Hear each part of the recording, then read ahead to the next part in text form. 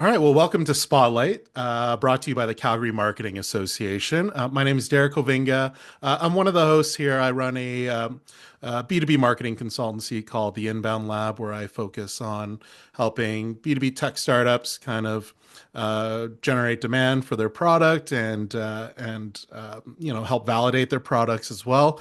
And I'm also here with my co-host, I guess we'd call you, right, Mark? Yeah, that's me.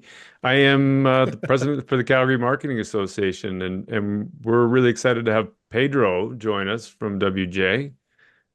Pedro, friend of the CMA and a friend of the marketing community overall, has been awesome well, great strategist, but also had written this great article, which we wanted to showcase in Spotlight, as the name says. So yeah, let's get into it. I'm excited to have the conversation. Pedro, welcome. Thanks for having me, guys. Super excited for this. Been a huge fan of the CMA for a very long time, and I'm excited to talk about this article that I wrote. I think there's tons of little nuggets in there to uncover. Yeah. Yeah, why don't we jump right into the article? I'll leave your bio in the show notes.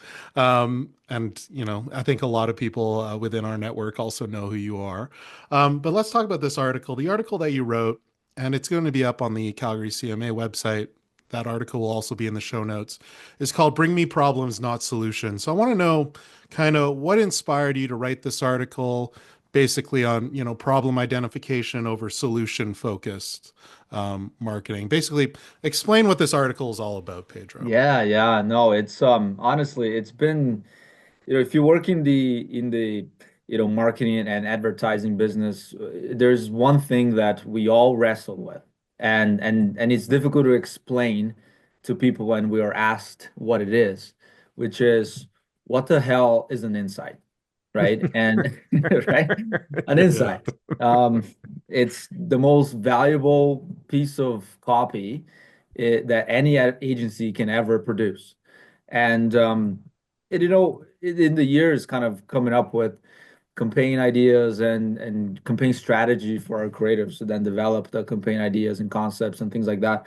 One of the hardest parts for us were, figuring out where to go dig for these insights. Hmm. And typically, your basic insights can be a combination of or exclusively one of the four, right? So it could be a consumer insight, which it could be more like a human-centric insight, can be an insight about your brand, can be an insight about culture, or it can be an insight about the category as a whole, right?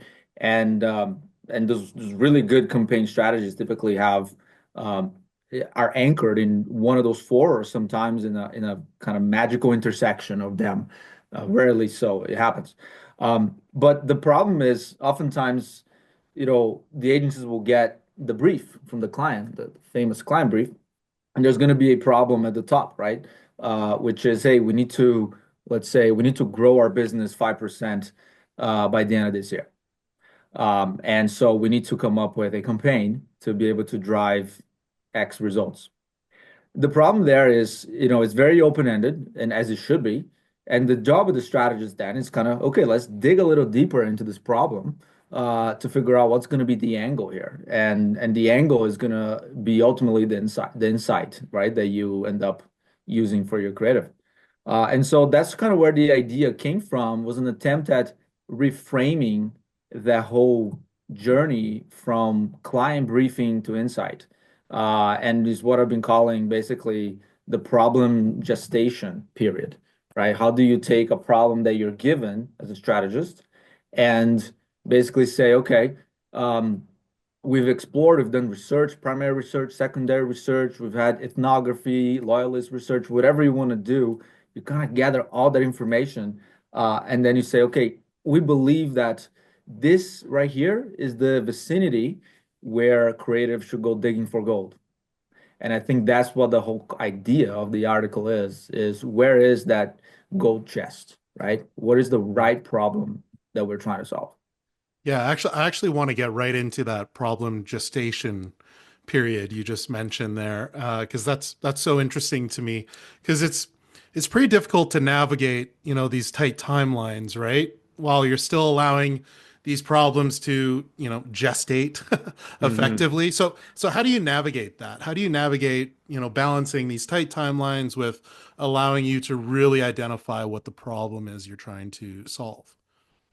Yeah, I think in any business, but especially in the agency business, it is teamwork. It takes many people to make something happen, and that's where my great friends over the project management team and account managers, account executives, they basically create that space for us to go and take our time to, marinate with the Hmm. problem or problem gestation. I think, in the end of the day, businesses are driven by time. Time is money, and I think the clients that have been through this before, like say think about big clients that basically, pump out, marketing campaigns essentially on a monthly basis, they understand the rough timeline that it takes to come up with a really great campaign, right? So typically speaking, yeah, 4 to 6 months is probably a good, you know, um, window, of time for a campaign. But if you think about Super Bowl campaigns, like it takes more than a year, right? And so that's what I talk about creating the space for campaigns.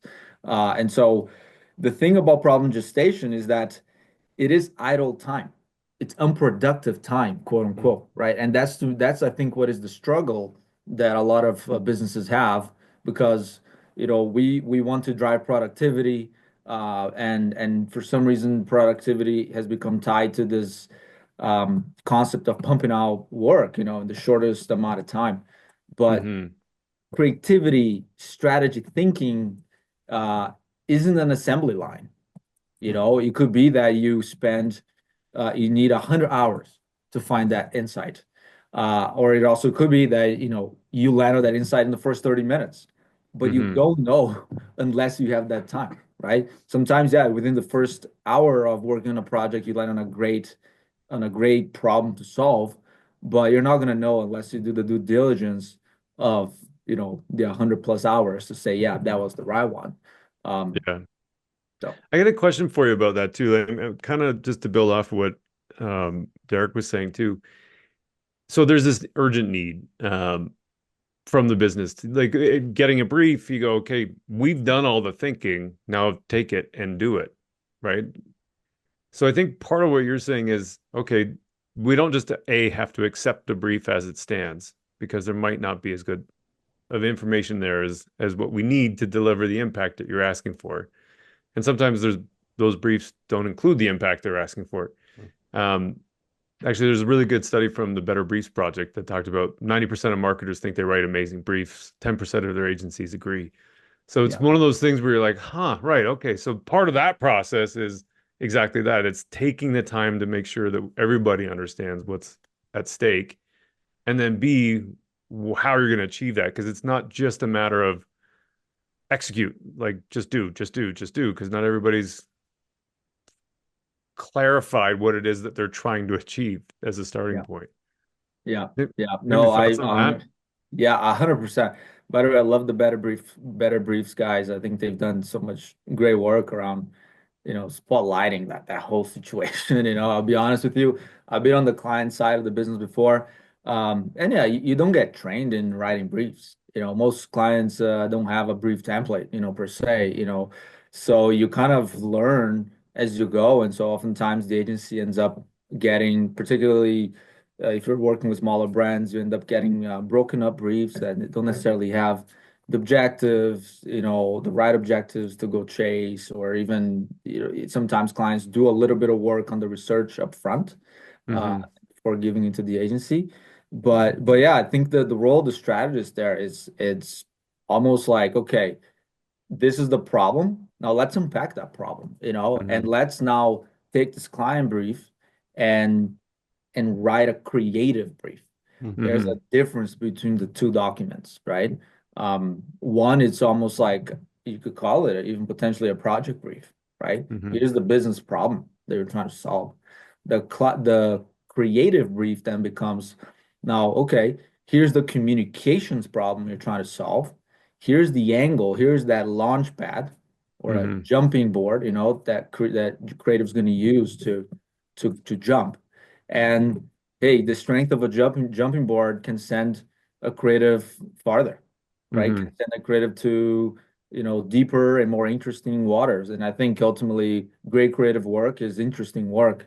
And if you don't have that right problem to solve, there's no chance in how you're gonna get to something interesting. Hmm.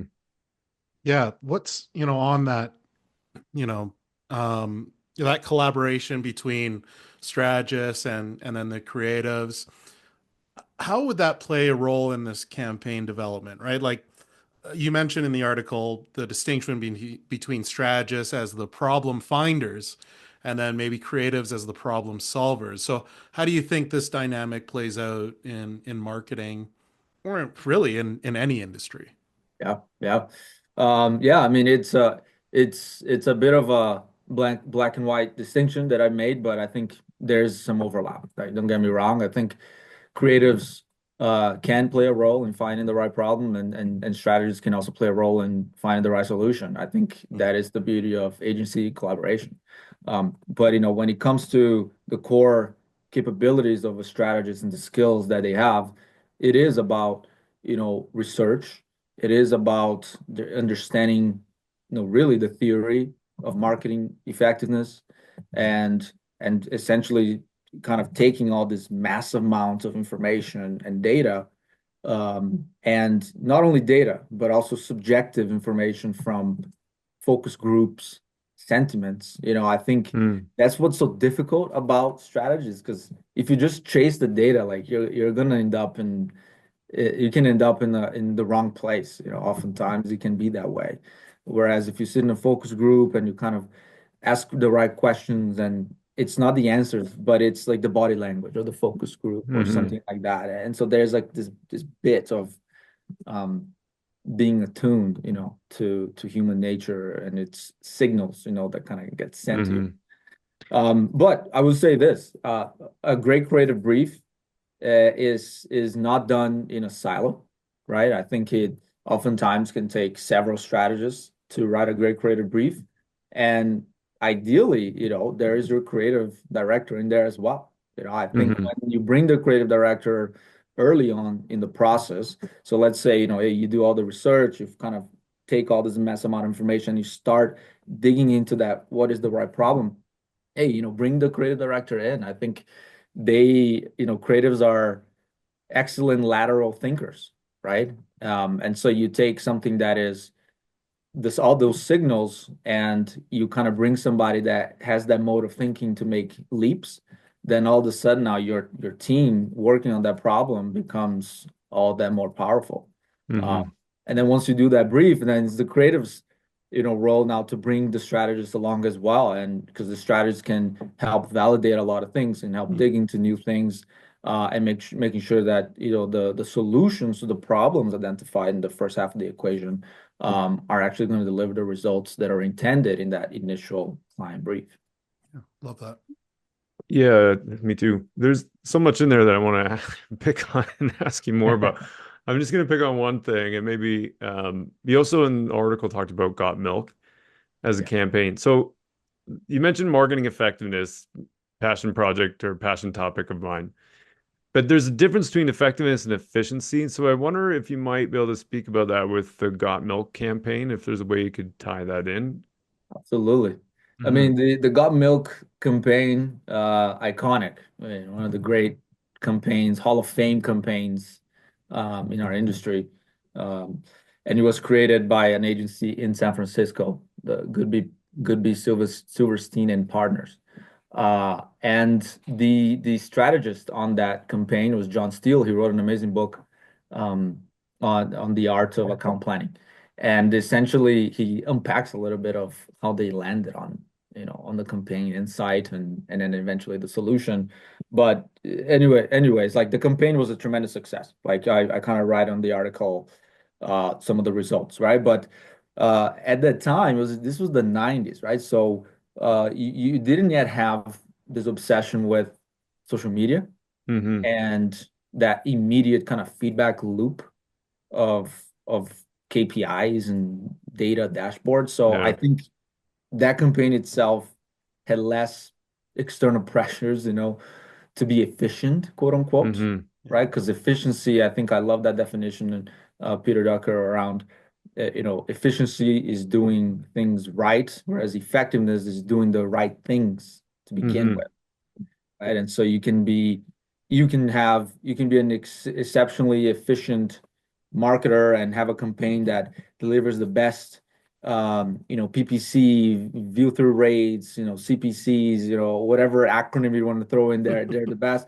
But if you're doing the wrong thing to begin with, well, you're just a very efficient failure. That's kind of how I put it in the article. And I don't and I know that word is harsh, but I think if we are to raise the bar of marketing effectiveness, you kind of have to come to terms with that word, because in the end of the day, every campaign has an objective. Um, and for you to be able to deliver that objective, you need to first understand what you're trying to solve. And I think that's where problem finding can take you to the right problem to solve, the right things to do, and which is oftentimes what you see with the great literature of marketing effectiveness, Byron Sharp and Les Binet, Peter Field, you name the giants, and it's all about um, doing the big things well, Hmm. mass marketing, building brand, and then you kind of use that two-speed approach, if you will, to be more targeted, to drive, action and conversion, or performance marketing, direct response marketing, however you want to call it. And that's where you kind of see a bigger focus in efficiency per se, right? So, Hmm. Yeah. Yeah. While we're on the subject of some of the products that, have maybe identified the wrong problem, um, you use kind of Blockbuster, Kodak, Sears as these historical failures. What about them made them a failure in terms of solving the wrong problems, would you say? mhm. Yeah, and I mean, I say this with a lot of pain in my heart because I was a customer of all three. You know? Yeah, I mean, I remember the olden days, going up to the Blockbuster to pick up Oh a movie yeah. for the weekend, and the Putting a Nintendo. movie on hold. Remember putting a movie on hold? Yeah. Yeah. Please be kind, rewind. Man, they had a great business, right? It was an amazing business. And I think, they got caught and I think people have done a lot of post-mortems on what happened there.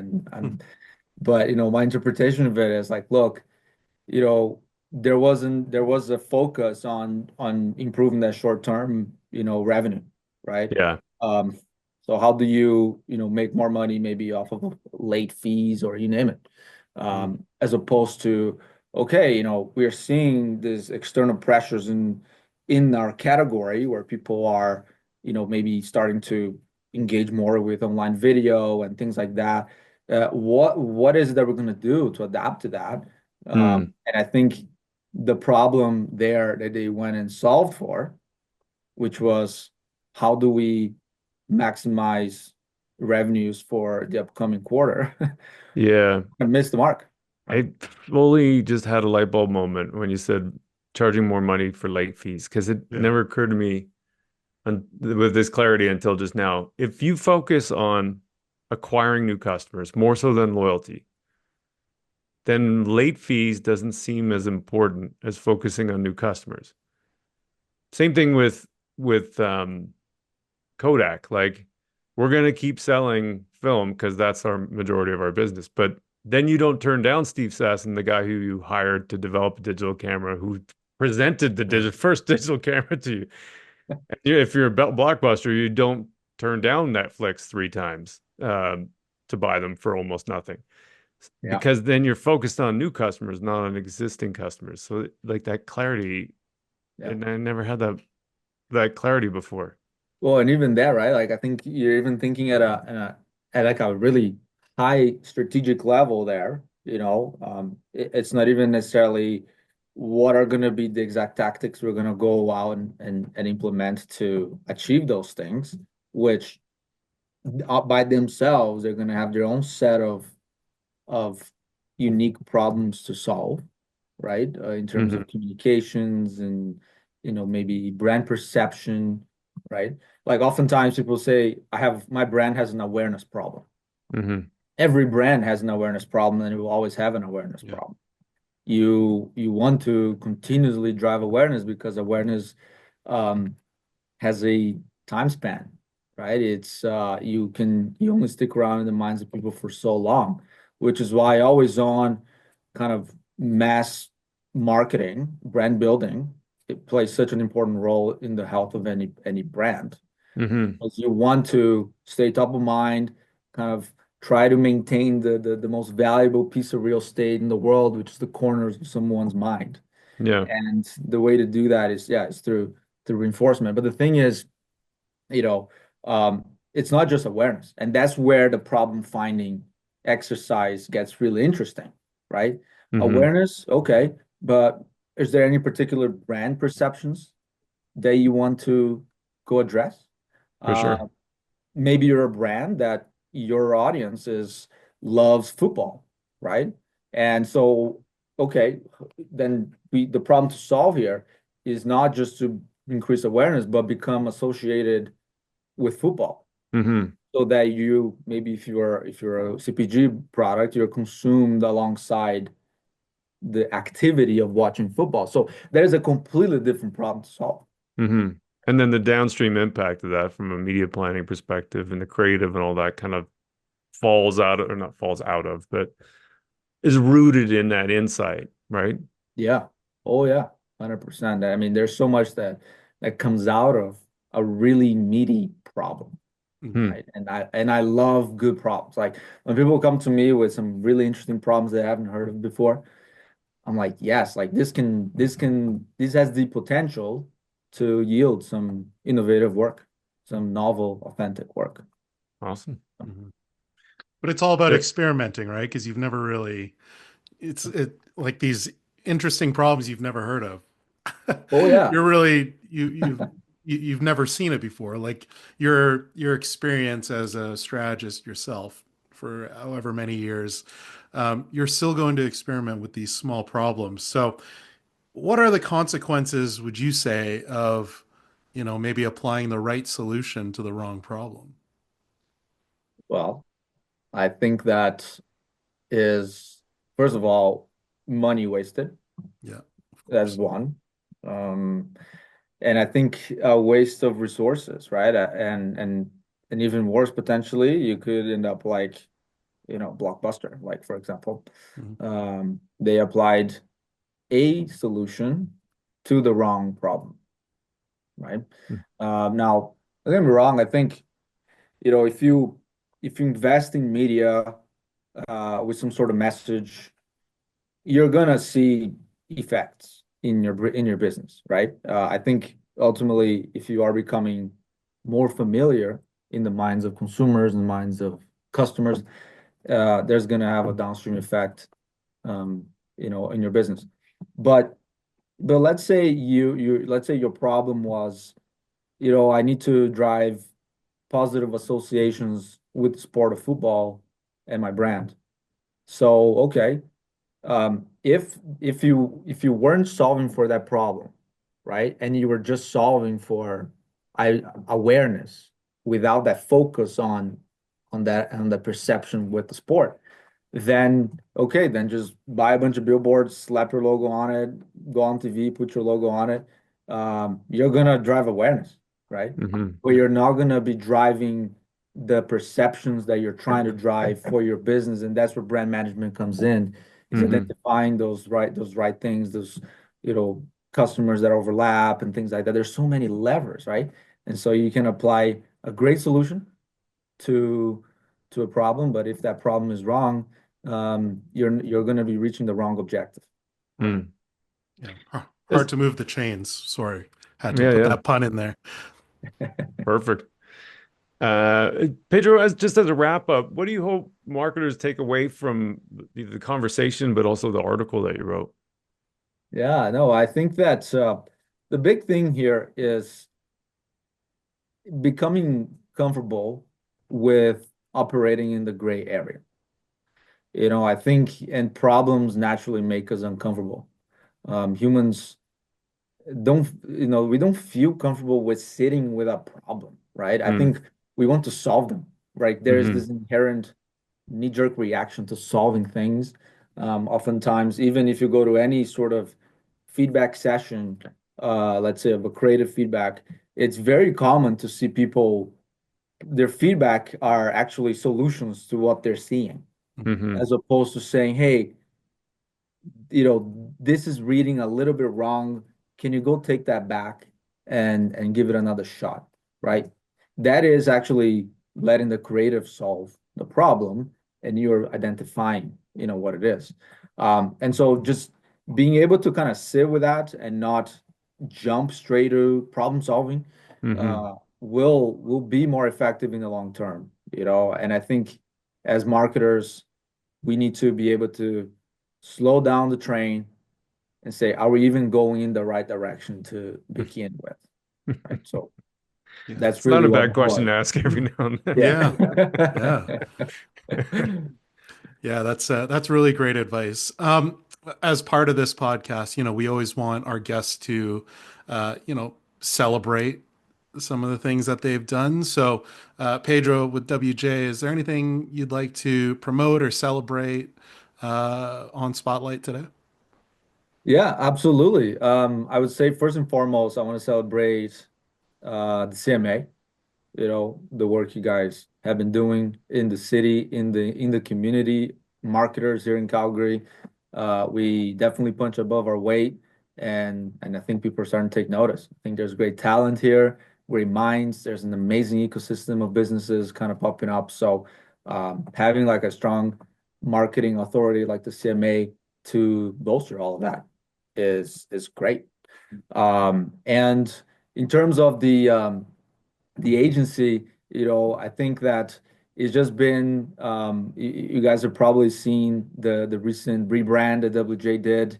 It happened a couple years ago, but as a marketer, it takes a while for people to see it.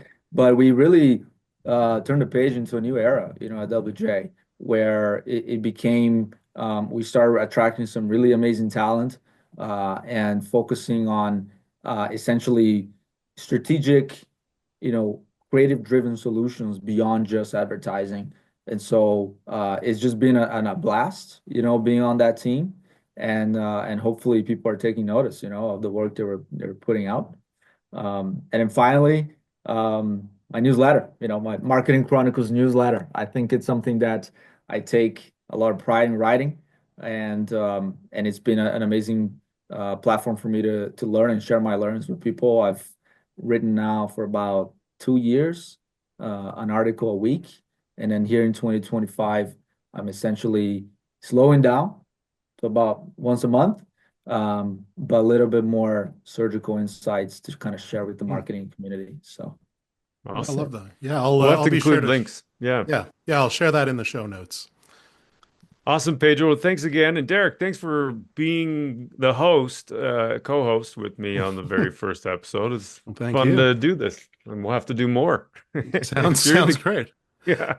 And for anyone that's in the Calgary Marketing Association members, we would love to have more conversations with people doing some really great things. So reach out, say hi, and let us know if you want to get a spotlight.